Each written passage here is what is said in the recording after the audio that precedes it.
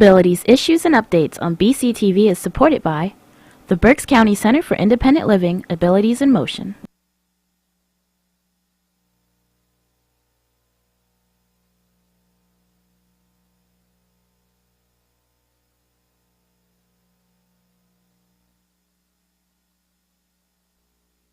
Hello and welcome to Disabilities Issues and Updates. I am Teresa Faulkner, your host, and we would love to hear from you in reference to your input and suggestions for our program or about our programming. You can reach me at tfaulkner@abilitiesinmotion.org, or you can call me at 376-0010. My direct extension is 108. Today we have a very special guest with us, our new Executive Director, Dina Sands for Abilities in Motion. Dina, it's a pleasure and an honor to have you on our show this morning. Well, thank you so much. It's a pleasure to be here. As I cross my first anniversary, I'm excited to be here and discuss all the changes and updates that have been happening at AIM. So I'm excited to be sitting here with you. Wonderful, wonderful. Pleasure to have you. Thank you. In your own words, tell us a little bit more about yourself. Well, where do I start?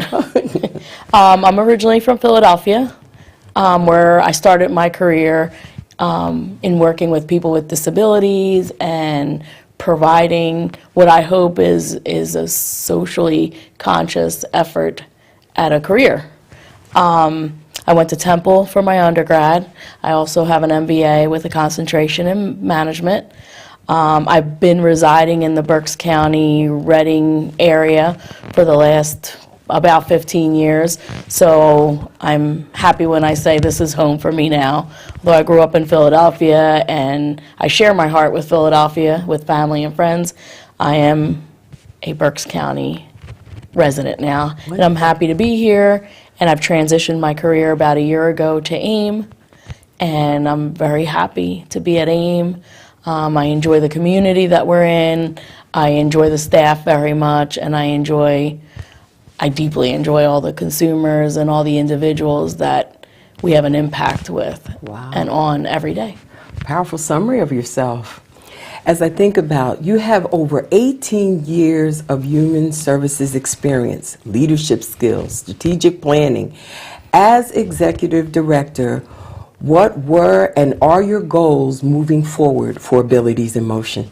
Okay, that's a good question.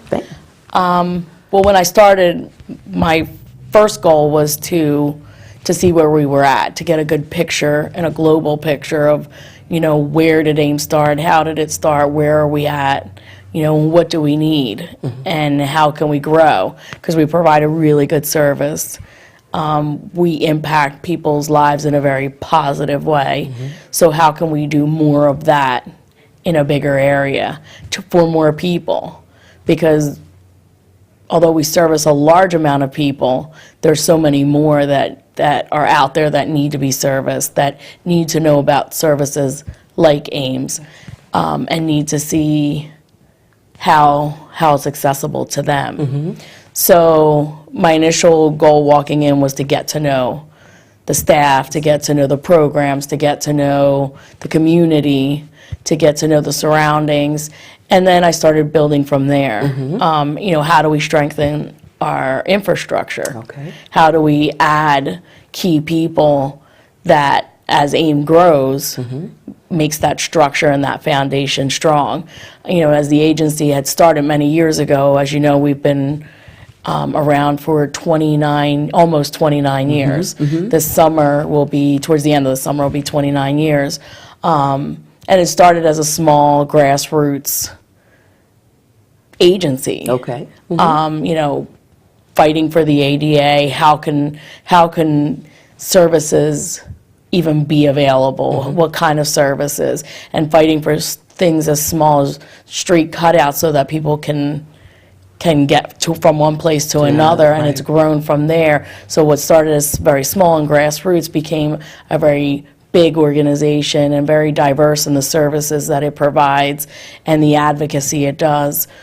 And where can we go from here? So in order to grow, when you start out at 1 or 2 or 3 people and now you're 110, 120 strong, you need to have the right infrastructure. You need to have the right roof over your head to house all the people that you have. So I kind of took a step back and said, what do we need? What do we need to be stronger? What do we need to be viable as we grow? You want to maintain viability, you want to maintain strength. So we started putting together those key pieces of the puzzle and tightening up the infrastructure, and then where do we go from here? What other county can we go into? What other area can we move into? How can we share this wonderful product that we have to other people that may need it, so that they can remain independently living at home, so they can support their family member, so that they're not as dependent on their family member. There's a lot of reasons why people seek out services like the one we provide, and we want to be available to them. Wonderful, wonderful. With all of that you just discussed, we as human beings have to pay it forward. We have to give back. No matter what our circumstance or situation is, we have to give back. We have to learn and practice how to give back. So can you share with us any volunteer experiences and causes that are dear to you? Yes, yes. I believe in, I work in a nonprofit, I work in social services, that's my career, but I like to live that in my own personal life also.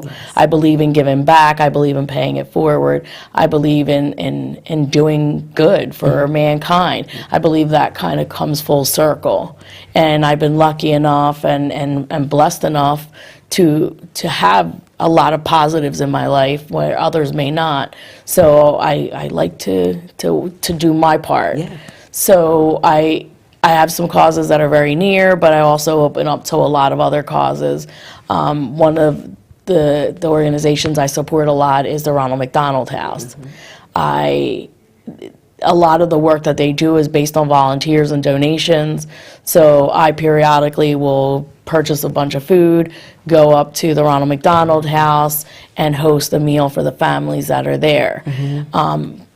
My family was in a position where they needed to rely on the Ronald McDonald House because we had a child that was born into the family, my nephew, who was born he was born very early at 29 weeks, had a pretty severe heart condition, and had to stay in the hospital at Hershey for almost 6 months of his life when he was born, and he had several heart surgeries and a lot of medical necessities, so my family relied on the Ronald McDonald House. So how do you not get back on someone that was so good to you? So I cook for them, I donate to them, I take food to them. I also am part of a rescue group. I'm very fond of animals, as you're aware of. Yes. I'm fostering a dog right now, and he comes and visits at work. So I've fostered for many years now to try and, create a better space even for the four-legged creatures. I happen to have a larger piece of property that I try to make use of on an annual basis and fundraise. We did a fundraiser for a gentleman that had ALS. And that is? Lou Gehrig's disease. Okay, all right. And and as we know, oftentimes it is fast-moving and it is terminal. So we did a fundraiser to help him with his medical needs and his medical costs. We actually did 2 different fundraisers for 2 different gentlemen with ALS. Wow. We did a fundraiser, it was a chili and chowder cook-off, where we raised a nice amount of funds for a young man that has leukemia. Okay. And the family was really struggling with his medical needs. So we did a fundraiser for him. We've done several blood drives. We did a fundraiser for the Ronald McDonald House, where we collected baskets and did raffles and collected food to be able to donate. So I tried to do once to twice a year. I use this property because it's just like an open field, and we do chili cook-offs. We do a variety of things to raise funds to donate to a family that we find that is in need. And I've tried to bring that into even to AIM, where as the AIM family, we went to the Ronald McDonald House and cooked for, at that night, there was, I believe, 80 people total at the Ronald McDonald House with their kids in the hospital. And we went up and we cooked a full meal for them. We brought extra to donate to the house for the next day. And we made enough food so that it would last the whole weekend for lunches and breaks for the family as they were dealing with families, as they were dealing with their kids. So it's important to give back, not just at work, but outside of work in your own personal time. This is what I've chosen as my career, and this is part of what my life is about. And even in your talking about the volunteer experiences that were near and dear to you, you gave many different ways that you can do it. It doesn't mean that you have to do one specific thing.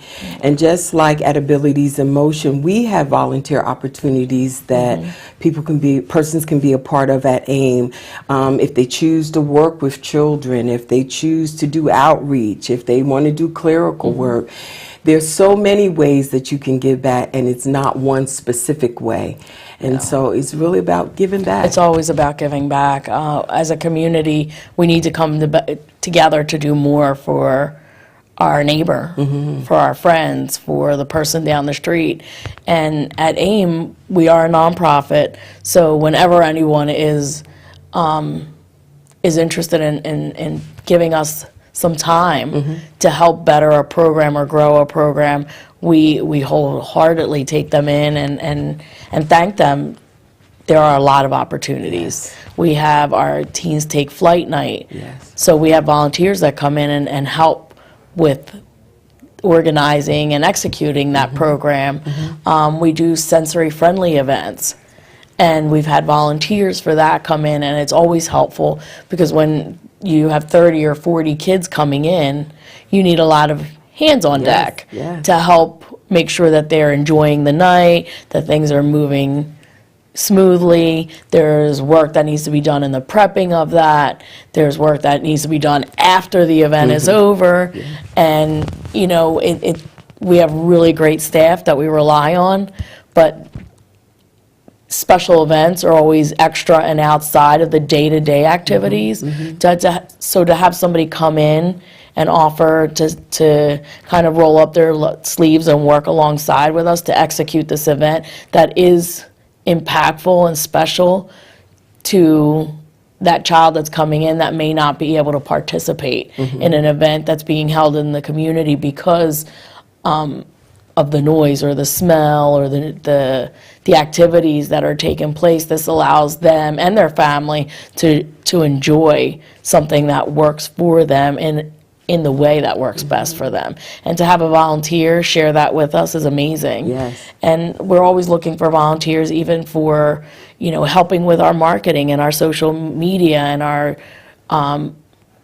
marketing campaign, and someone that's interested in coming and helping us with clerical activities. It may be a learning experience for them, and it's extremely helpful to us. There's just so much that we can do if we have support and help. And people saying, hey, I'm interested in helping, I'm interested in learning more about AIM and working alongside of you. Sharing in the mission. And sharing in the mission. Sharing in the mission that we offer. And so if anyone is watching and you're interested in volunteering or like to know some other opportunities that might be available to you, please just give us a call. You can call me directly, Teresa Faulkner. Again, the number you can reach me is 610-376-0010, and my direct extension is 108. Please know I look forward to hearing from you real soon. You sit in the executive director seat to campaign for laws and movements that work to ensure the rights and privileges of individuals with disabilities. Can you share some of the ways AIM tries to affect legislation? Well, we're very active, and as in all things, we could always do better, but we are very active and try to stay on top of upcoming bills and legislature. I marched on Washington this year with fellow AIM employees. You have to stay active. You have to know what's going on. You have to know what's impacting the community. You have to know what's impacting the individuals that we service. And you have to know what impacts our mission and vision. We're here to provide a service and a good for our consumers, and we need to know what is happening out there. So not only are we active in advocacy and public policy and staying on top of it and calling our state representatives and, inviting them out to meet with us, but we ask the community to do the same, because ultimately what's happening within the government and what's happening with public policy and what's happening with bills impacts everybody's lives. It may not impact your life today, but it may impact it tomorrow. It could impact your child's life, your parents' life, your siblings or friends, or a future generation. Or a future generation. You have to stay alert. You have to stay involved, because you just don't know when you may need one of the services that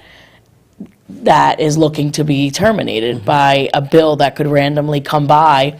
I mean, right now we're working with HR 620 that would, if passed, and we know now that it has passed the House, but there's still an ability to stop this. There's still a possibility to stop this, so we need to do more. We need to make calls. We need to stay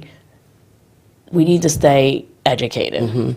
Basically, that's what it comes down to. We need to stay educated, and we need to stay vocal, because if something like this bill passes, it does take away some of the freedoms and some of the abilities that were so long worked for. I mean, this sets us back many years if limitations are put back on how people with a disability can get around. And because of the fact that our show is only like 30 minutes, we really can't go into a long definition or tell our viewers what the HR 20 is. But please be advised, viewers, if you have questions concerning it, give us a call. We'd be more than happy to forward the information to you so that you are aware of what is actually going on and how it will affect you. And what you can do. What you can do. To help change the direction of this. Absolutely, absolutely. Let's talk about AIM's growth and expansion. Accreditation. Yes. Well, in the past year, we've experienced a lot of growth. We have received our NCQA accreditation, which is a huge, huge thing, and that's the National Committee on Quality Assurance. So national, this is a big thing, and we are one of the few providers that not only went through the process, but passed it, got the certification, and did extremely well. When we sat down and talked to the monitors and the follow-up that happened with the actual committee people, they were very impressed with us and how well we did and how prepared we were and how well we document our services and how well we document our practices. So this is a big kudos to AIM in a job well done, if I can say so. I think the staff have done an amazing job of preparing for this, and this was a 2-year process.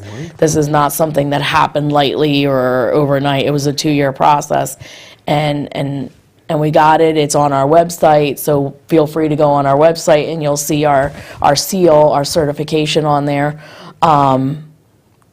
But we're going to continue to grow, and we're going to continue to expand. We went from having approximately 18 to 22 counties a year ago to 37 counties now. Wonderful. We have offices in Philadelphia. We have offices here in Reading. We have an office in Pittsburgh. We have an office in Allentown. We service about 3,400 consumers. So those are 3,400 people whose lives we touch, and we're looking to continue to expand, continue to grow, and continue to provide education, advocacy, services that empower people with disabilities and their families to, to reach for the stars and create the lives that they want. Wonderful, wonderful. We can say some maybe infrastructure or new buildings. Can we kind of summarize that? As far as the infrastructure and new buildings, have we outgrown? We've outgrown. Yes. We had a very small office in Philadelphia, so we had to move into a much, much larger space that is about 10 times bigger than what we had. We've expanded our service to the Pittsburgh area and surrounding areas, so we have an office out there, and we outgrew our Reading offices because we had more than one, and we had to find a bigger location to accommodate our staff. So that's exciting. Yes, it's it is. exciting. We've added staff, we've added positions, we've added departments, we've added locations, and this is just the beginning. Wonderful. This is just the very, very, very beginning of where we're going and what we can reach. What we can do. And I'm excited. Wonderful. Well, Dina, we appreciate you taking the time and coming and share. We wish you the very best. And we really look forward to seeing you in the community. You're now a Berks County, and so we look forward to seeing you around. Thank you so much for coming and sharing with us. Again, if any of our viewers have any other questions or concerns or suggestions, please don't hesitate to give us a call. May you have a wonderful day. Thank you for having and me. thank you so I much for appreciate it. coming and joining us. Thank Enjoy your you. day, Dina. Thank you so much. You're so very welcome.